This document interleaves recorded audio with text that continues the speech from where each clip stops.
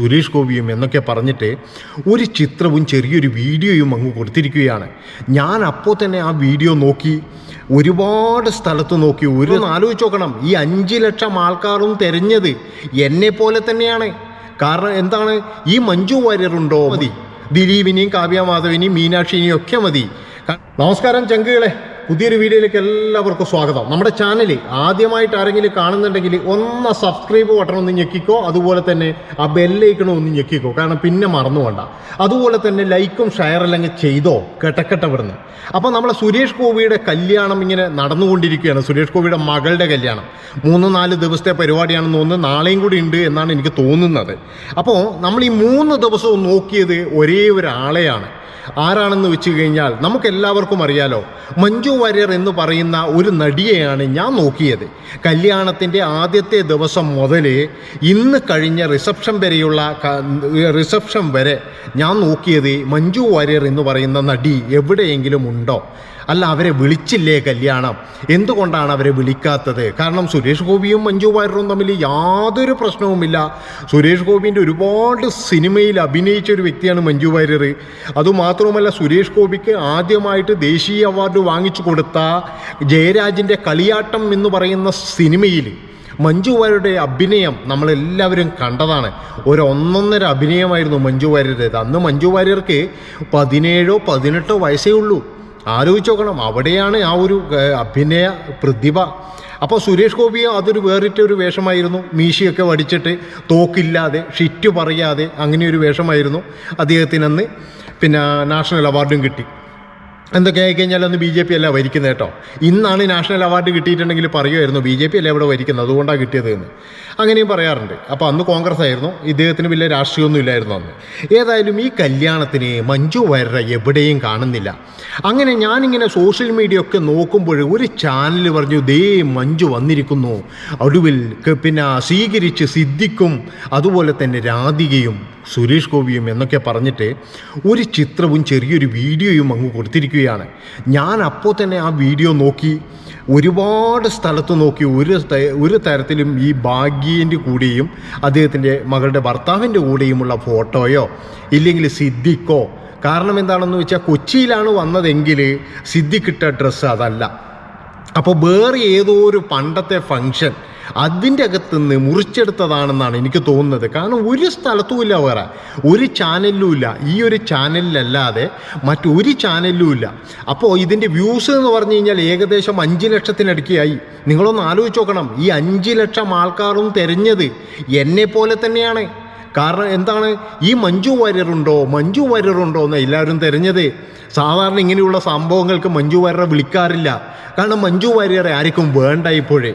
പക്ഷേ മഞ്ജു വാര്യരെ സ്നേഹിക്കുന്ന ലക്ഷക്കണക്കിന് ജനങ്ങളുണ്ട് എന്ന് ഇവർ മനസ്സിലാക്കുന്നില്ല. കാരണം പല കല്യാണങ്ങൾക്കും അതാണ്. എന്താണെന്ന് വെച്ച് കഴിഞ്ഞാൽ എല്ലാവർക്കും ദിലീപിനെ മതി, ദിലീപിനെയും കാവ്യ മാധവിനെയും മീനാക്ഷിനെയും ഒക്കെ മതി. കാരണം മഞ്ജു വാര്യരെ വിളിച്ചു കഴിഞ്ഞാൽ ഇനി ദിലീപ് പണങ്ങിയാലോ എന്ന് കരുതിയിട്ടാണോ, അല്ല സുരേഷ് ഗോപി വിളിച്ചിട്ട് വരാൻ കഴിയാത്തത് കൊണ്ടാണോ എന്നൊന്നും അറിയില്ല.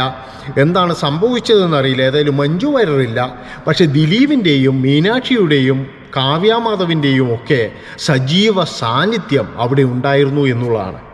അപ്പോൾ മഞ്ജു വാര്യരെ മനഃപൂർവ്വം ഇവരെല്ലാവരും തഴഞ്ഞതാണോ? തഴയാനും മതി. കാരണം നമുക്കറിയാലോ, അതായത് മലയാളത്തിലെ ഒട്ടുമിക്ക താരങ്ങളും പങ്കെടുത്ത ഒരു വലിയ കല്യാണമാണ്. തൃശ്ശൂരിൽ നടന്നു, അവിടെ പങ്കെടുത്തിട്ടില്ല. അതുപോലെ തന്നെ എന്താ പറയണ്ടേ, എറണാകുളത്ത് നടന്നു, അവിടെ പങ്കെടുത്തിട്ടില്ല. തിരുവനന്തപുരത്ത് നടന്നു, അവിടെയും വന്നിട്ടില്ല. മഞ്ജു വാര്യർ സംഭവം കേരളത്തിലുണ്ട്. മഞ്ജു വാര്യർ സംഭവം തൃശ്ശൂരിനും തിരുവനന്തപുരത്തിനും നടുക്ക് തന്നെ ഉണ്ട്. അപ്പോൾ മഞ്ജു വാര്യർക്ക് എവിടെയെങ്കിലും പോയിട്ട് വേണമെങ്കിൽ മുഖം കാണിക്കാം. കാരണം മഞ്ജുവിനെ പോലെയുള്ള ഒരാൾ ഇന്ന സ്ഥലത്ത് മാത്രമേ വരാൻ പറ്റുള്ളൂ എന്നൊന്നും സുരേഷ് ഗോപി പറയില്ല. സുരേഷ് ഗോപിക്ക് ആ ഒരു ഇതുമില്ല. പക്ഷെ എന്തുകൊണ്ട് മഞ്ജു വന്നില്ല? മഞ്ജു വിളിച്ചിട്ടുണ്ടെങ്കിൽ വരാൻ മഞ്ജു ബാധ്യസ്ഥയാണ്. കാരണം വരാതിരിക്കരുത്. ഇത്രയും ജനങ്ങളാണ് മഞ്ജുവിനെ നോക്കുന്നത്. പക്ഷെ വിളിച്ചിട്ടില്ലെങ്കിൽ സുരേഷ് ഗോപി ചെയ്ത ഏറ്റവും വലിയൊരു തെറ്റാണത്. കാരണം ആ പാവത്തെ മാത്രം ഒഴിവാക്കിയിട്ടുണ്ടെങ്കിൽ പിന്നെ മറ്റു പലരുടെയും പേരുകൾ ഇങ്ങനെ വരുന്നുണ്ട്, പേരുകൾ അതിൻ്റെ അടിയിലൊക്കെ വരുന്നുണ്ട്. പക്ഷെ ഞാൻ അതൊന്നും പറയുന്നില്ല. അതാരുടെ പേരാണെന്നൊക്കെ നിങ്ങൾക്ക് എല്ലാവർക്കും അറിയാം. അതൊന്നും അവിടെ പ്രശസ്തിയില്ല. അവരൊന്നും ഇവിടെയല്ല. അവരൊക്കെ എന്ന് പറഞ്ഞു കഴിഞ്ഞാൽ കർണാടകയിലെങ്ങാറ്റാണ് ഉള്ളത്. പക്ഷെ മഞ്ജു വാര്യർ തൃശ്ശൂരിൽ നിന്നും കിലോമീറ്റർ അകലെ മാത്രമാണ് പുള്ളി എന്ന് പറയുന്ന സ്ഥലം. അതിനടുത്തുള്ള ലക്ഷ്മി നക്ഷത്രം വരെ കല്യാണത്തിന് വന്നിട്ടുണ്ട്. എന്നിട്ടും മഞ്ജു വാര്യർ എന്തുകൊണ്ട് വന്നില്ല? ഇനി മഞ്ജു വാര്യർക്ക് മഞ്ജു വാര്യർക്ക് വരാൻ കഴിയില്ല, പോട്ടെ. എന്നാലും അവിടെ വേറൊരു സ്റ്റാറും കൂടിയില്ലേ? അവിടെ ഒരു സംവിധായകനില്ലേ, ഒരു നടനില്ലേ, മധു വാര്യർ എന്ന് പറഞ്ഞിട്ടൊരു വ്യക്തിയില്ലേ, മഞ്ജുവിൻ്റെ സഹോദരൻ. അദ്ദേഹത്തെ പോലും നമ്മൾ എവിടെയും കണ്ടിട്ടില്ല. ഞാനുള്ള കാര്യം പറയട്ടോ, നിങ്ങൾ ആരെങ്കിലും ഇനി കണ്ടിട്ടുണ്ടെങ്കിൽ നിങ്ങൾ ഇതിൻ്റെ അടിയിൽ വന്ന് കമൻറ്റ് ചെയ്യണം, ഞാൻ കണ്ടിട്ടുണ്ട് എന്ന്. അങ്ങനെയാണെങ്കിൽ ഞാൻ ഈ പറഞ്ഞതിനൊക്കെ സുരേഷ് ഗോപി സാറിനോടും മഞ്ജു വാര്യരോടും മാപ്പ് ചോദിക്കുകയാണ്. കാരണം ഞാൻ കണ്ടിട്ടില്ല.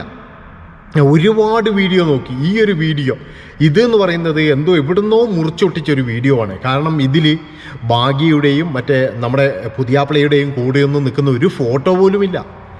അപ്പോൾ മഞ്ജു വാര്യറിന് എന്ത് സംഭവിച്ചു? ഒരുപാട് പേർക്കുള്ള ഒരു ഇതാണിത്. എന്നാൽ ഇതാണ് സംഭവിച്ചിരിക്കുന്നത്. ഇതാണ് കാരണം. എന്താണെന്ന് വെച്ചാൽ മഞ്ജു വാര്യർ ഉണ്ടെങ്കിൽ ദിലീപ് ചിലപ്പോൾ വരത്തില്ല, ഇല്ലെങ്കിൽ കാവ്യാമാധവൻ ചിലപ്പോൾ വരത്തില്ല. ഇങ്ങനെ എന്തെങ്കിലും ഒരു ഇതുണ്ടാവും. കാരണം ദിലീപിനെയും കാവ്യാമാധവനെയും വിട്ടിട്ട് ഒരു കളിക്ക് സുരേഷ് ഗോപി നിൽക്കില്ല. എന്താണെന്ന് വെച്ച് കഴിഞ്ഞാൽ ഈ കാവ്യാമാധവനും സുരേഷ് ഗോപിയും തമ്മിൽ വേറെ പല ബന്ധങ്ങളുമുണ്ട്. അതായത് ആദ്യ കാലത്തൊക്കെ എന്ന് പറഞ്ഞാൽ സുരേഷ് ഗോപിൻ്റെ ഇപ്പോഴുള്ള 4 മക്കൾ ഒന്നും കൂടി കൂട്ടി 5 മക്കൾ എന്നാണ് സുരേഷ് ഗോപി പറയാറ്. ആ ഒരു മകൾ എന്ന് പറഞ്ഞാൽ കാവ്യാമാധവനാണ്. കാവ്യാമാധവൻ അത്രയും ഇഷ്ടമാണ്. അപ്പോൾ ആ വീട്ടിലെ മൂത്ത മകളായിട്ട് കണക്കൂട്ടിയിരിക്കുന്നത് കാവ്യാമാധവനെയാണെന്ന്. അതുകൊണ്ട് തന്നെയാണ് സുരേഷ് ഗോപി വരെ മുൻകൈ എടുത്തിട്ടാണ് കാവ്യാമാധവൻ്റെ ആദ്യത്തെ വിവാഹം തന്നെ നടത്തിയത് എന്നുള്ളതാണ്. അപ്പോൾ അതാണ് കാവ്യാമാധവനും ഈ സുരേഷ് ഗോപിയും തമ്മിലുള്ള ബന്ധം. ഇപ്പോൾ തിരുവനന്തപുരത്ത് എവിടെ ഷൂട്ടുണ്ടെങ്കിലും ഈ കാവ്യാമാധവൻ ഒരിക്കലും ഈ സുരേഷ് ഗോപിയുടെ വീട്ടിലല്ലാതെ ഹോട്ടലിലൊന്നും താമസിക്കത്തില്ല. കാരണം സ്വന്തം വീട്ടിൽ എങ്ങനെയാണ് അതുപോലെ താമസിക്കാം. അതിനു വേണ്ടിയിട്ട് സുരേഷ് ഗോപിൻ്റെ വീടാണ് തിരഞ്ഞെടുക്കുക. ഒരിക്കലും ഹോട്ടലിൽ താമസിക്കില്ല. അതാണ് ബന്ധം എന്ന് പറയുന്നത്. അതായത് കാവ്യാമാധവനൊക്കെ ഒരു സിനിമേൻ്റെ ഷൂട്ടിങ്ങിന് വന്നു കഴിഞ്ഞാൽ റൂമെല്ലാം നല്ല 5 സ്റ്റാർ ഹോട്ടലിൽ റൂം കിട്ടും. അത്രയും നല്ല നടിയാണ്, അത്രയും പിന്നെ എന്താ പറയുക പൈസ വാങ്ങിക്കുന്നതാണ്. പക്ഷേ വേണ്ട, സുരേഷ് ഗോപിൻ്റെ വീട് മതി. അവിടെയുള്ള കുട്ടികളുടെ കൂടെ ഈ കുട്ടികളുടെയൊക്കെ കൂടെ ആടിപ്പാടി രസിച്ച് അങ്ങനെ ഇരിക്കലാണ് കാവ്യാമാധവൻ്റെ ഒരു ഇതെന്ന് പറഞ്ഞു കഴിഞ്ഞാൽ. പിന്നെ ദിലീപ് എന്ന് പറഞ്ഞു കഴിഞ്ഞാൽ സുരേഷ് ഗോപിൻ്റെ അനുജനെ പോലെയാണ്. അനുജനെ പോലെ എന്നല്ല, അനുജനാണ്. കാരണം എന്താണെന്ന് വെച്ച് കഴിഞ്ഞാൽ സുരേഷ് ഗോപിക്ക് എന്നും ഒരു നിഴലായിട്ടുണ്ടാകുന്നത് ദിലീപ് മാത്രമാണ്. സുരേഷ് ഗോപി എന്ത് പറഞ്ഞു കഴിഞ്ഞാലും, അതുപോലെ സുരേഷ് ഗോപിയെ പറ്റി എന്തും പറയാൻ അധികാരമുള്ള ഒരു വ്യക്തി എന്ന് പറഞ്ഞു കഴിഞ്ഞാൽ ദിലീപ് തന്നെയാണ്. പല പ്രാവശ്യം ദിലീപ് പറഞ്ഞിട്ടുണ്ട്, സുരേഷ് ഏട്ടാ ഒന്ന് വന്ന് അഭിനയിക്കും, സുരേഷ് ഏട്ടാ ഞാൻ നിർമ്മിക്കാം, സിനിമ ഞാൻ നിർമ്മിക്കാം, ഞാൻ തന്നെ സംവിധായകരെയും മറ്റേ ഇവരെയൊക്കെ കണ്ടെത്താം, ഒന്ന് വന്ന് അഭിനയിച്ച് തരൂ സുരേഷ് ഏട്ടാ എന്ന് പലതവണ പറഞ്ഞിട്ടുണ്ട്.